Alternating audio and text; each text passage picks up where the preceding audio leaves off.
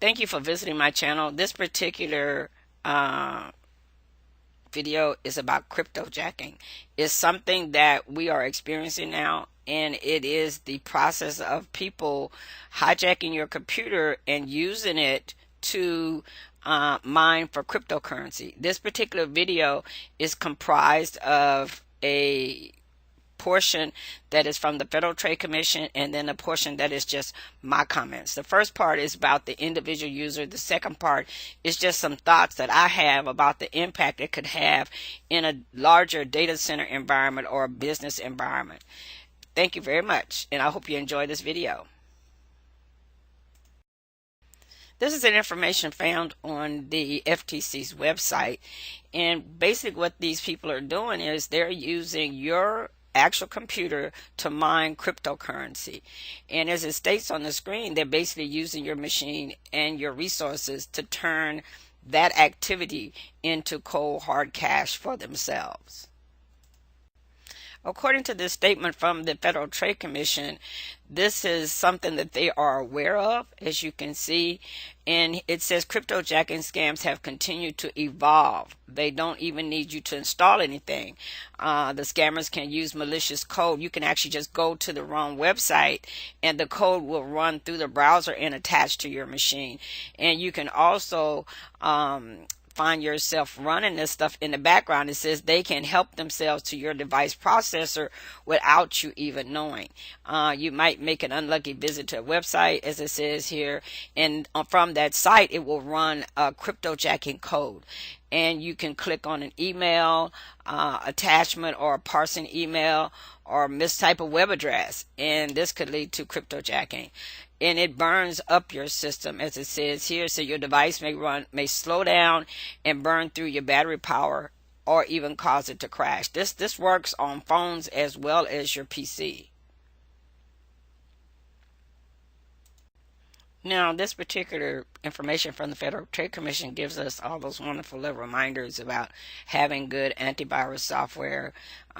Set your software and apps to update automatically, and also never install software apps you don't trust, and don't click on links without knowing where they lead. Be very careful about visiting unfamiliar sites, and look for enclosed performance hogs.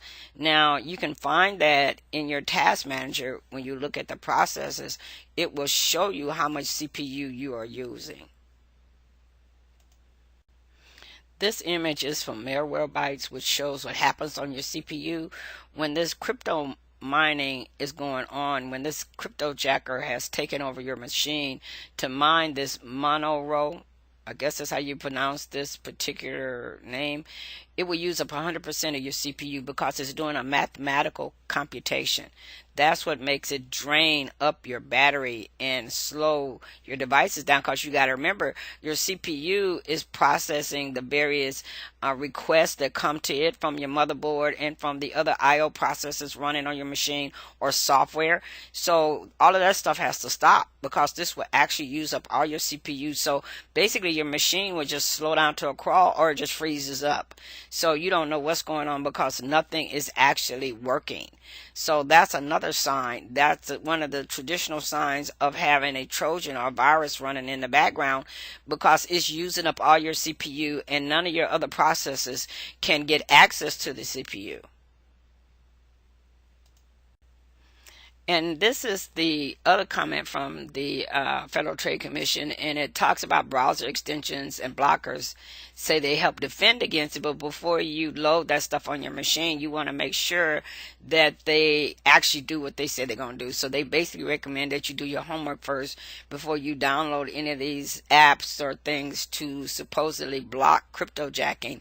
So talk to your person or company that does your security for your PC or your antivirus software company. So you want to make sure that you have the right tools to protect you.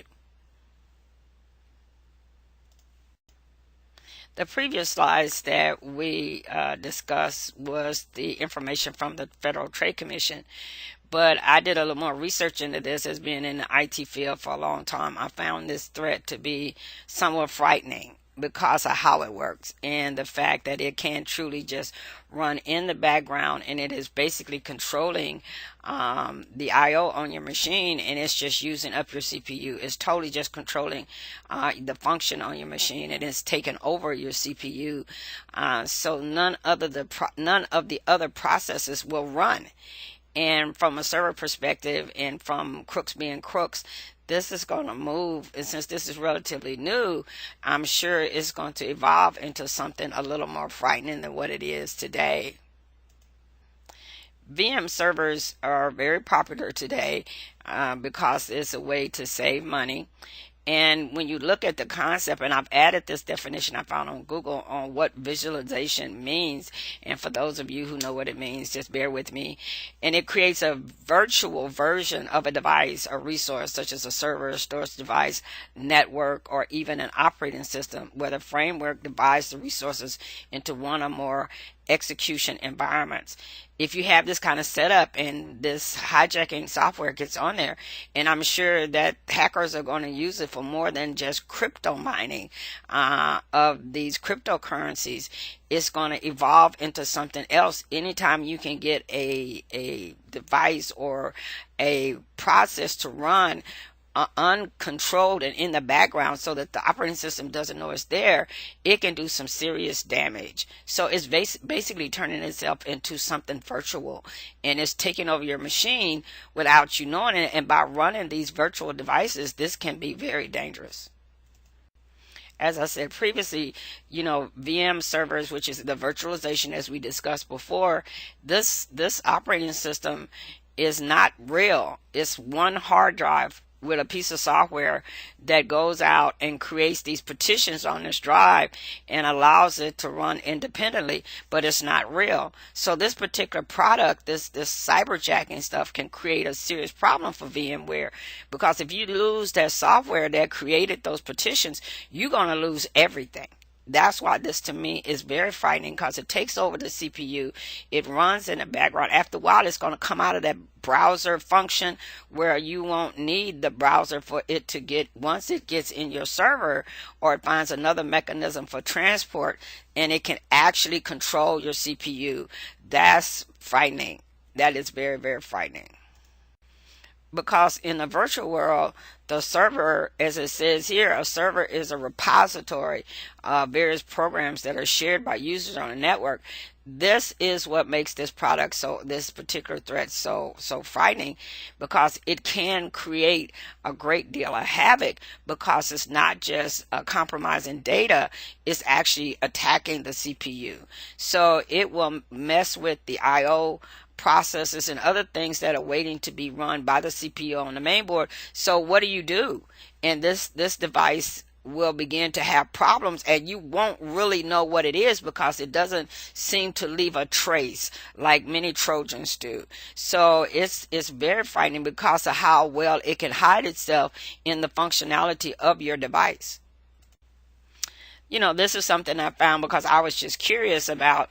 I added this because the CPU usage, a lot of times we today don't think about it, but before that was an issue, because you could use up the CPU and the system would totally grind to a halt.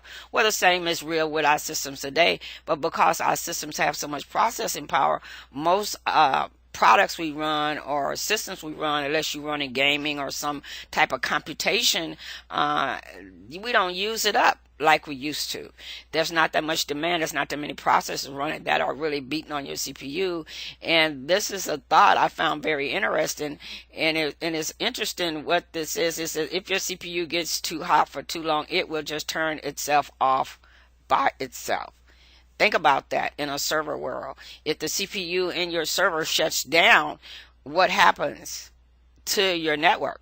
What happens with all of these Blaze servers that they're running now and things that they're running in the computer rooms today? What would happen? And then right here, I thought it was really fun. This comment says, no worries, but if you're doing this kind of work for a long time, you might perhaps decide to get a faster CPU.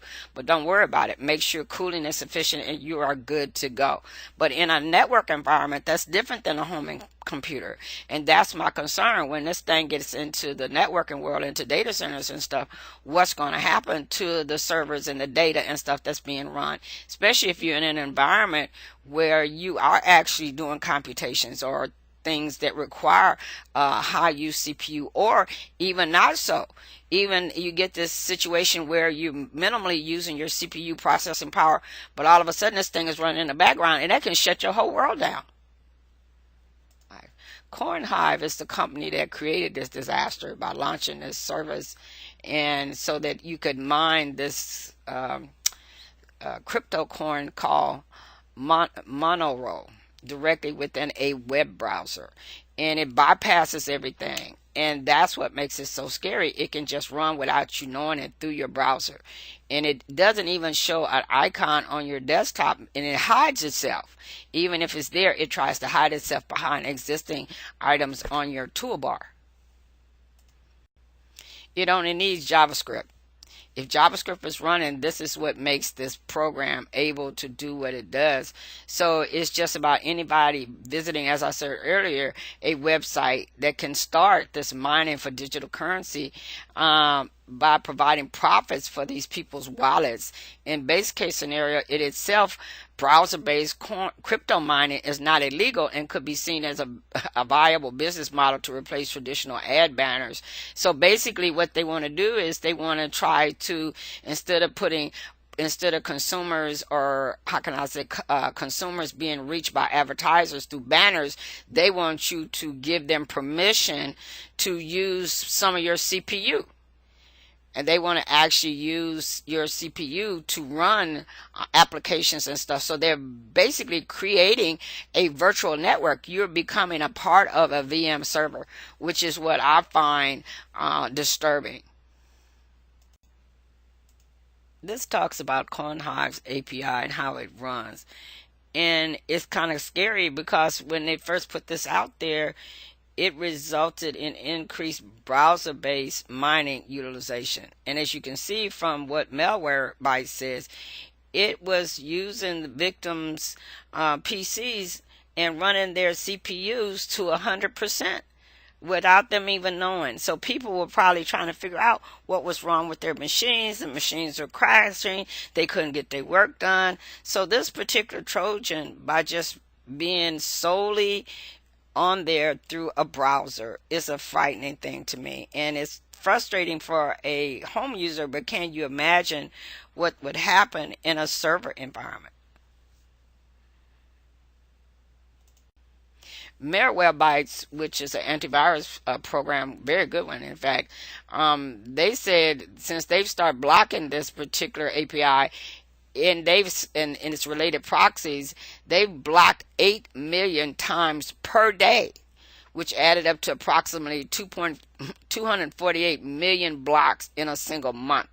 That's a lot. So that tells you how active this program is and how these miners are using it.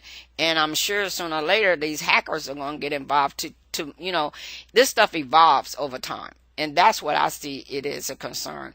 If you're able to run processes, to run mathematical processes through somebody's CPU, and to join all that stuff together and from multiple machines to give you the processing power you would have if you had went out and bought the special equipment, and to do what a company would do to develop their infrastructure, to spend all this money on hardware. So basically what they're doing is they're creating a enormous processor by using unsuspecting users or businesses' processing power that they have paid for.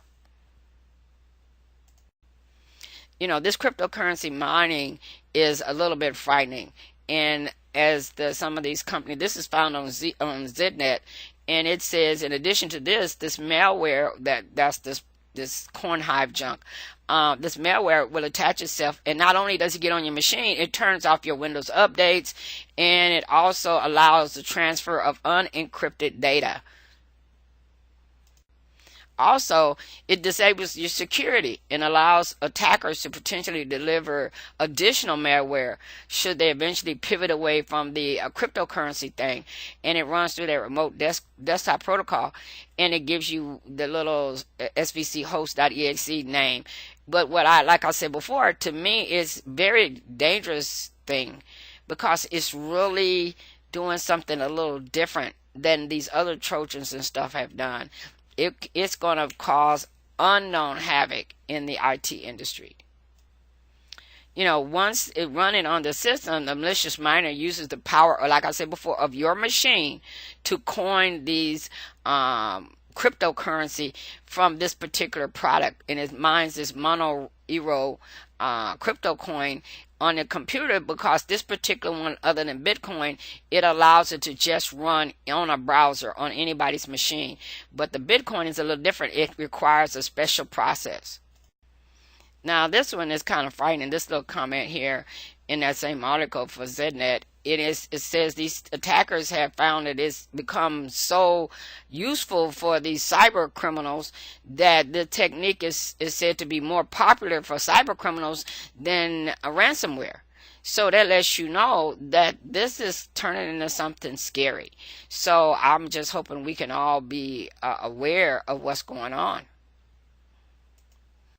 I added this part so you can kind of understand what's really happening, and this is found on Investopia. So it says cryptojacking takes a different approach and is harnessing a victim's machine to mine and perform the computations necessary to update cryptocurrency blockchains. This is the tracking system on the purchasing when you're using cryptocurrency. This is how they track the transaction. It's called the blockchain. So creating new tokens, generating fees in the process. These new tokens and fees are deposited to the wallet owned by the attacker, while the cost of mining, electricity, wear and tear on the computers are borne by the victim. So this is what a blockchain is, and as you can see here, this is a Bitcoin, and it's their public ledger. It's the way they track their transactions, and it's all digital, and there's no real currency. I've got this other video that talks about it when the FTC came out with a warning about these fake folks selling Bitcoins, and it talks about that. And says advocates of the technology said that this Bitcoin transaction secured and safer than current systems. I don't know about that, because this stuff, and this is from the CNBC website, and I don't know about that because the Bitcoin does not have a centralized system. And if you have a bad transaction, there is no refund in the Bitcoin thing. When you make these transactions, there is no way to get your money back. And you have to have real money to get the digital money. So now let's take a look at how this works. And so the miners are called, like I said, nodes, like it says here on the screen, are people running process-built computers. That's the way it used to be before Kornhive came out with this craziness. And said these people would buy and build these machines that had the processing power to run these complex mathematical problems in order to make a transaction go through. So you have to solve this mathematical equation electronically for the transaction you have made to go through. So everybody, it's like they throw this transaction out there and people spend all their time trying to compute it so it verifies the transaction and makes sure it's coming from the right wallet and all of that other stuff. But it is a transaction that is done electronically through a mathematical equation. That's how they track the ownership and the keys. So it's like any large equation that's run. So you're running a mathematical equation on a machine that needs processing power. Okay, this is an example of a blockchain transaction on why these hackers need this computing power. So this is an example of what actually transpires. It says each transaction originates from a wallet which has a private key. This is the digital signature and provides mathematical proof that the transaction has come from the owner of the wallet. This is why they use these systems with all this special computing power, because anytime you're calculating a mathematical equation, it requires processing power. It's like gaming and stuff. You have to be able to do the various equations and things. So this is why this to me is scary, because they can virtually create a VM server by hacking into multiple users to use up the CPU power to complete these processes for these blockchains.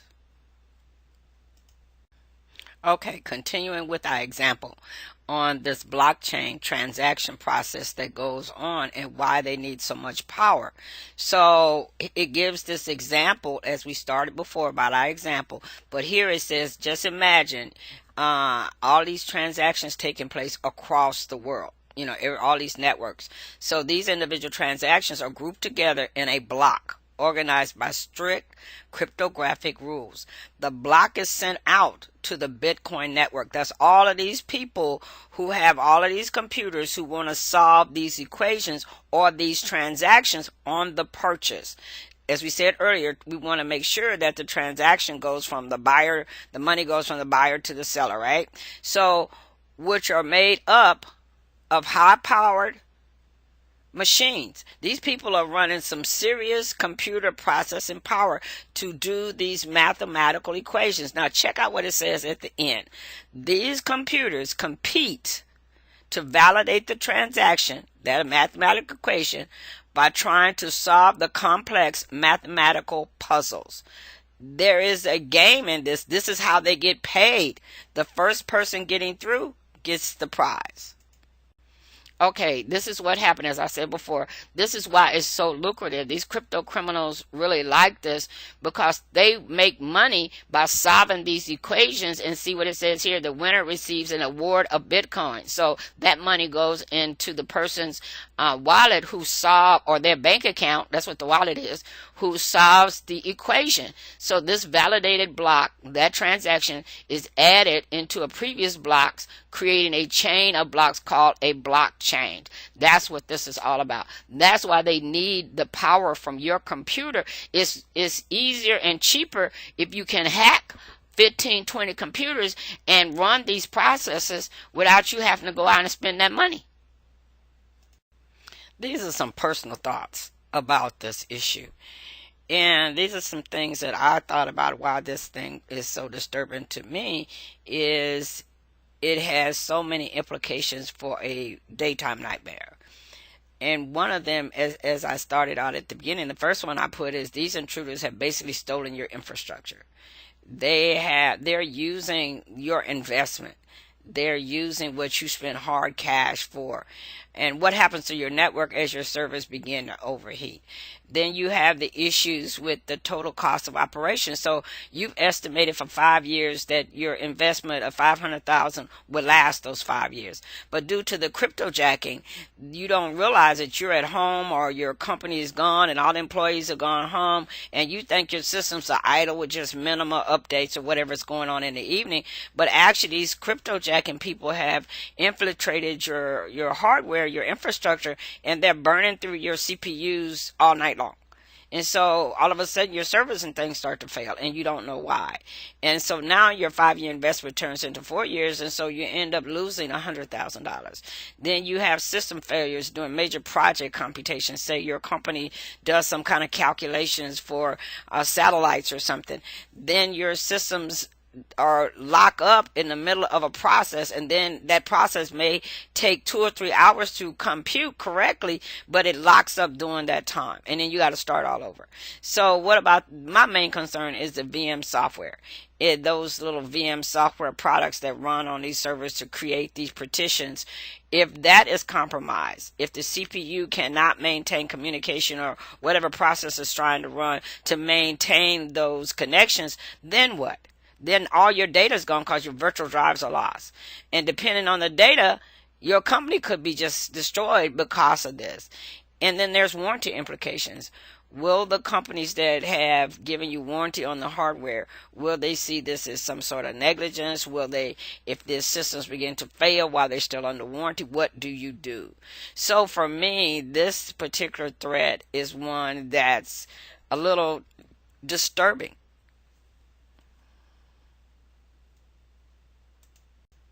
This to me is one of the most frightening threats, that I think is coming to our IT industry.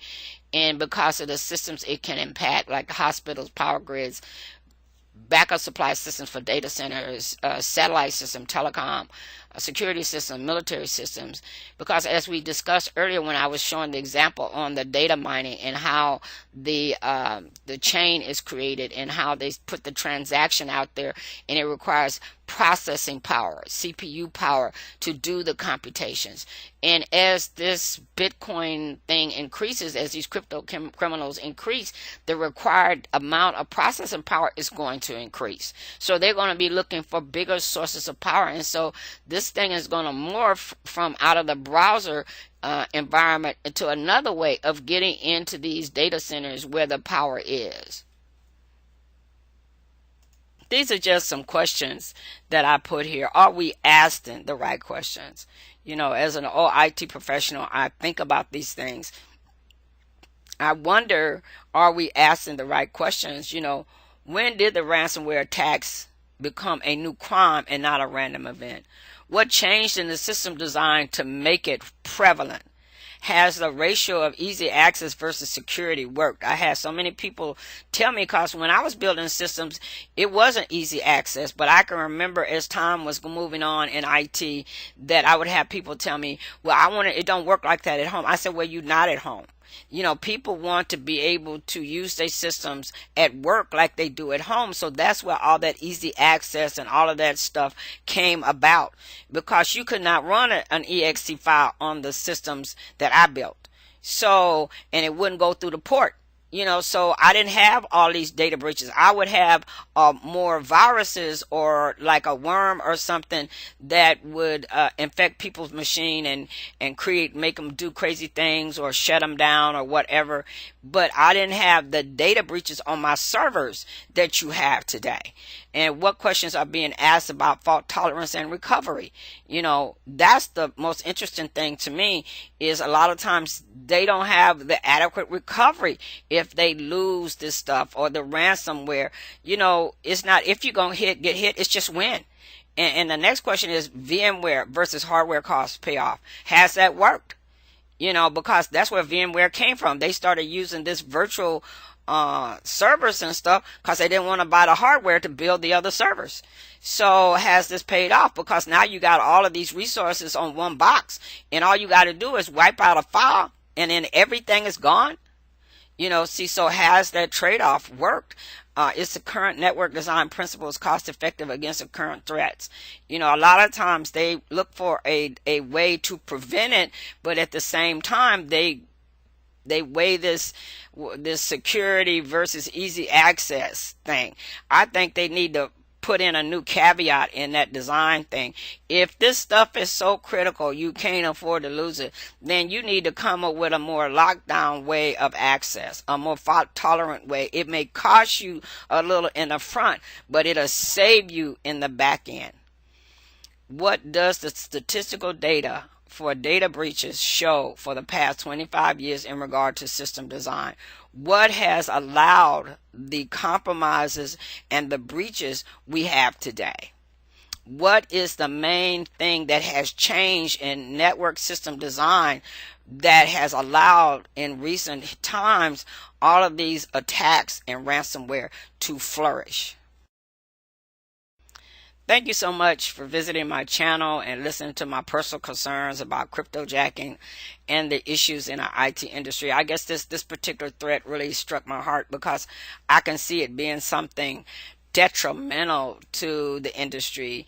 And I know there are many smart minds out there working on this and doing their very best. So thank you again for listening to this channel, and I hope this information is helpful.